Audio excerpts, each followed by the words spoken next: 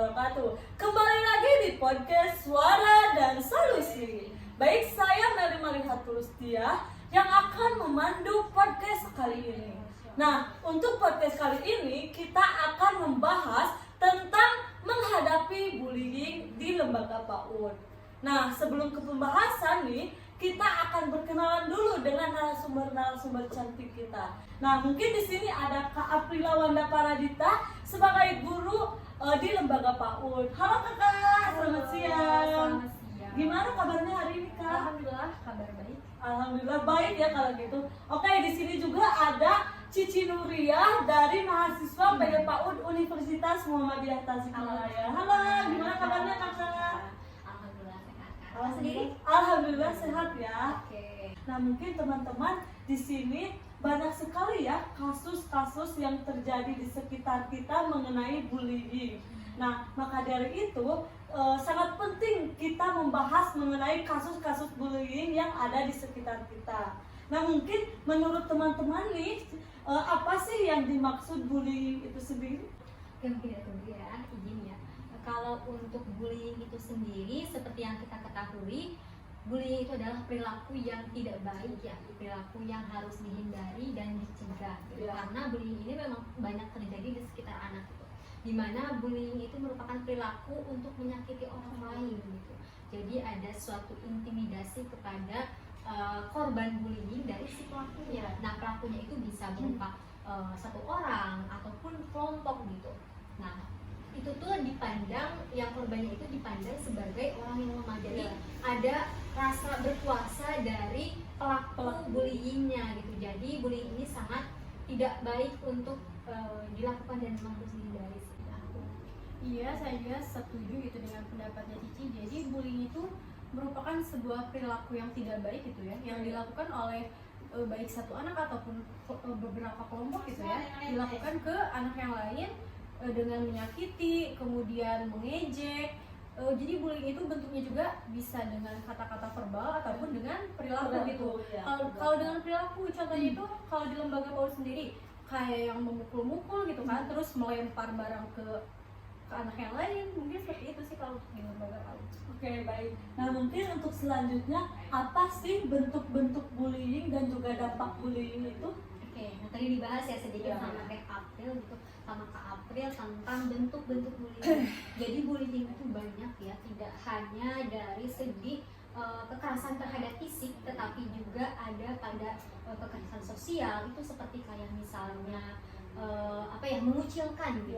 Ada mengucilkan, kemudian juga ada dari sisi bullying verbal. Verbal itu berupa ucapan gitu. Jadi ada sesuatu yang tidak mengenakan yang diucapkan oleh pelaku bullying kepada korban bullyingnya, seperti kayak menghina, mencela gitu. Dan juga ada yang terakhir itu ada cyberbullying. Nah, cyberbullying ini lebih kepada mengancam di sosial media. Ini berkaitan dengan sosial media, jadi ada sesuatu hal yang tidak mengenakan juga tentunya dan menyakiti perasaan orang lain.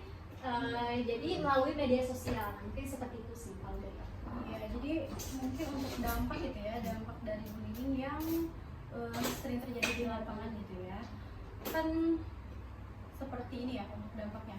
Anak itu menjadi pendiam, menjadi pendiam, kemudian jadi terlihat ketakutan. Anak itu ketakutan kenapa? Karena merasa terancam juga gitu kan, tadi sudah disebutkan juga ya, dari lingkungannya merasa tidak aman gitu kan. Terus ada gitu satu kasus di lembaga saya sendiri, di lembaga tempat mengajar maksudnya, ada satu anak, dia itu perempuan yang dia itu pendiam. Kalau istirahat tidak mau keluar gitu ya, tidak mau keluar kelas, dia diam di kelas aja. Kalau mau jajan pun dia gurunya yang suka membantu memberikan jajanannya, kemudian diberikan lagi ke anaknya. Nah, terus pernah kan gurunya itu bertanya gitu kepada teman-temannya itu menjauhi dia dengan alasan katanya itu dari penampilannya gitu ya. Iya. Nah, kan untuk dampaknya gitu ya, lebih ke anak itu jadi merasa ketakutan, merasa tidak aman dengan lingkungannya, mungkin seperti itu. Iya sih, kalau menanggapi dari kasus yang ada di lembaga aku gitu, tadi anak kayak menyendiri terus kemudian dia tuh Mungkin nggak malu percaya nggak diri, sih? iya malu, jadi kurang merasa kurang dihargai, Iya. jadi ada rasa malu pada dirinya sendiri sehingga tadi kan tidak mau keluar gitu. Jadi itu merupakan dampak yang juga ditimbulkan dari adanya bullying gitu sih.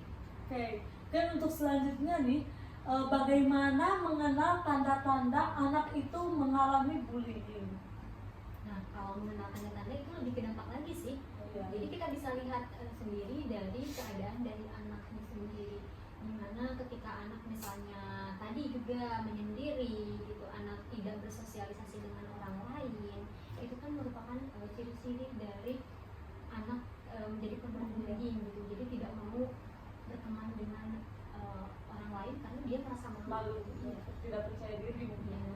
Iya, jadi sebagai seorang guru juga bisa gitu ya, kalau untuk melihat tanda-tanda bullying, guru bisa melihat anak gitu ya, kalau misalnya sedang bermain, apakah si anak, setiap anak itu dapat bersosialisasi dengan baik gitu atau tidak, dapat berkomunikasi dengan teman yang lain gitu atau tidak, mungkin seperti itu.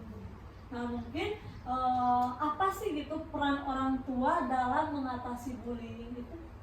Oke, peran orang tua ya, peran orang tua itu banyak sekali tentunya dalam tidak hanya kita mengatasi dari masalah bullying, tetapi berbagai hal yang dialami oleh anak. Nah di sini kalau misalkan untuk terkait bullying, kita juga sebagai orang tua ya nantinya kita perlu untuk memperhatikan bagaimana perkembangan anak, bagaimana keseharian anak, kemudian juga kita harus menanamkan dari sisi keagamaannya gitu. Jadi itu sangat penting sekali dan sangat berpengaruh ya, dimana ketika misalnya anak-anak diberikan pengajaran yang menumbuhkan nilai-nilai positif terkait nilai kehidupan atau nilai sikap yang baik gitu, tentu anak akan terbiasa dengan sikap yang baik itu. Jadi sisi agama harus memang ditanamkan dari sejak dini gitu. Iya. Nah, mungkin untuk orang tua juga bisa lebih memperhatikan anaknya gitu. Iya. Nah, apa sih yang harus diperhatikan oleh orang tua gitu? Kalau melihat dari kasus bullying tadi ya yang disebutkan yang ada di lembaga PAUD saya gitu, anak itu kan dijauhi oleh teman-temannya dengan alasan penampilan. Nah, sebagai orang tua mungkin bisa memperhatikan penampilan anaknya. Selain memperhatikan penampilan, nah orang tua juga bisa meningkatkan komunikasi gitu, atau supaya lebih hangat lah gitu ya dengan anak, lebih dekat gitu. Misalnya gini, kalau sepulang sekolah gitu kan, sebisa mungkin orang tua itu harus mengajak anak komunikasi gitu. Misalnya bertanya kepada anak tentang kegiatan apa saja, bagaimana gitu di sekolahnya, kegiatan apa saja yang telah dilakukan, terus ada masalah tidak gitu, ada hal yang kurang mengenakan tidak gitu. Nah, supaya apa? Jadi komunikasi tersebut supaya si anak dengan orang tua itu lebih terbuka gitu. Ya. Jadi jika ada teman-temannya misalnya yang membuli gitu ya, ada yang memukul, ada yang gimana, nah, anak tersebut bilang gitu, bisa bilang. Mungkin seperti itu sih kalau. Nah mungkin untuk yang terakhir nih, apa sih peran guru dalam mengatasi bullying itu sendiri? Kalau untuk peran guru mungkin bisa, yang pertama gitu ya, guru itu bisa memperhatikan anak juga, memperhatikan anak, memberikan pemahaman kepada anak bahwa bullying itu merupakan perilaku yang tidak baik. Nah, bisa juga gitu supaya lebih apa ya, si anak lebih paham.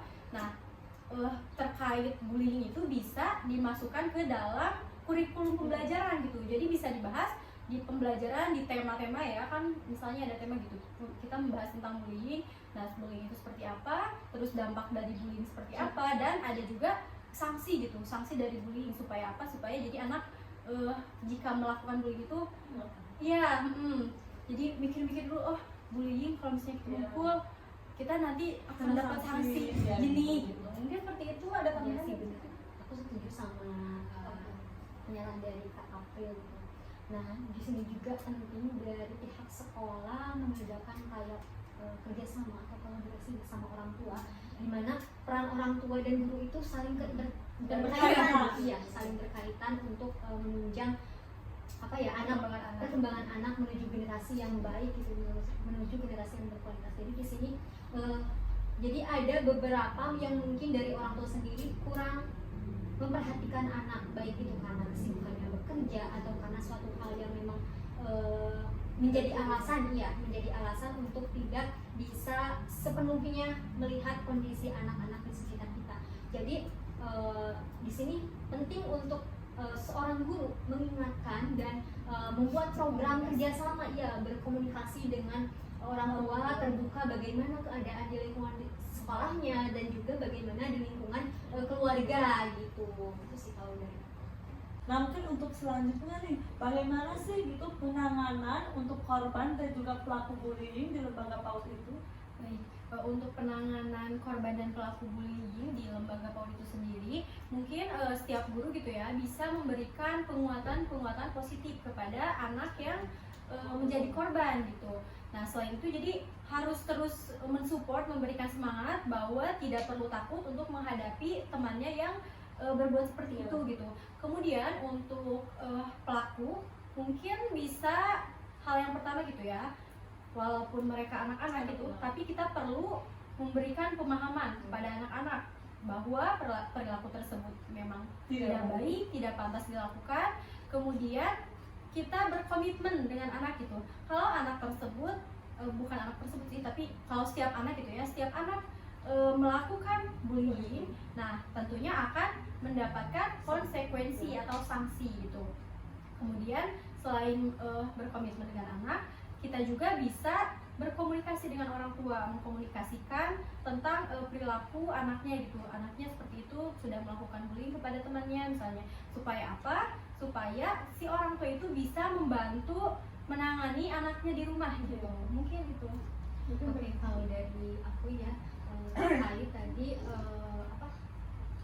penanganan untuk korban ataupun pelaku ya. Nah, kalau untuk korban sendiri kita bisa meningkatkan atau menumbuhkan dari asertifnya gitu, dimana ya ada anak-anak yang memang kurang bisa mengkomunikasikan apa yang mereka rasakan. Iya, jadi yang menjadi korban bullying karena mungkin tadi dari dampak takut atau ada ancaman suatu hal, jadi mereka tuh nggak mau buat ngeluarin pendapat apa yang mereka rasakan, iya, baik kepada guru ataupun kepada orang tuanya, karena dari tadi ya ada rasa takutnya. Jadi kita harus melatih anak untuk bisa terbuka kepada orang tua ataupun kepada gurunya gitu.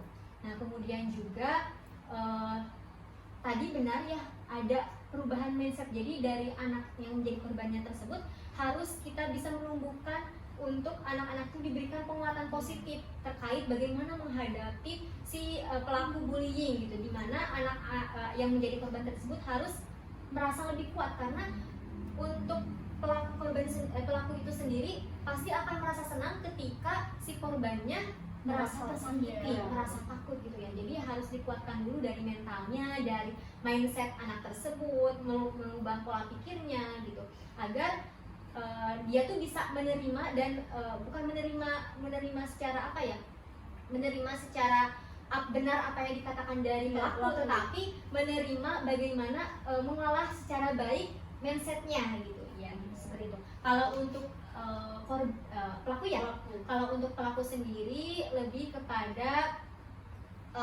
memberikan pemahaman tentu ya untuk anak seusia dini gitu, mungkin belum tahu mana yang baik mana yang buruk, jadi itu perlu ditanamkan sejak dini terkait penanaman nilai-nilai moral, nilai-nilai yang harus dimiliki pada anak, yang harus dihindari oleh anak gitu. Kemudian juga untuk yang tadi juga ya, yang untuk korbannya bisa kalau misalkan ada ya mungkin beberapa kasus yang sampai menyebabkan anak tersebut atau korban tersebut kayak pengen bunuh diri atau seperti apa, ada ya kasus-kasus yang mungkin menyebabkan hal-hal yang memang sangat urgent gitu, yang sangat perlu bantuan. Nah, itu kita memerlukan adanya psikolog karena kita tidak bisa konseling, kita tidak bisa menangani sendiri, apalagi kalau misalkan dari pihak guru, orang tua yang memang tidak memiliki keahlian di bidang tersebut. Nah, mungkin ini pembahasan yang sangat menarik ya mengenai kasus bullying itu. Nah, tadi nih ada beberapa solusi yang sudah kita dapatkan, yaitu yang pertama tuh meningkatkan komunikasi dengan anak ya. Lalu yang kedua mengadakan program kerja dengan orang tua, dan yang ketiga juga memasukkan materi bullying kepada materi pembelajaran.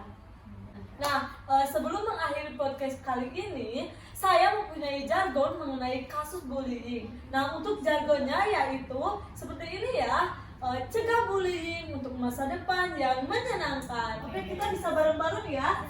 1, 2, 3. Cegah bullying untuk masa depan yang menyenangkan. Baik, saya Mari Haturustia pamit undur diri dari podcast kali ini. Assalamualaikum warahmatullahi wabarakatuh. Terima kasih.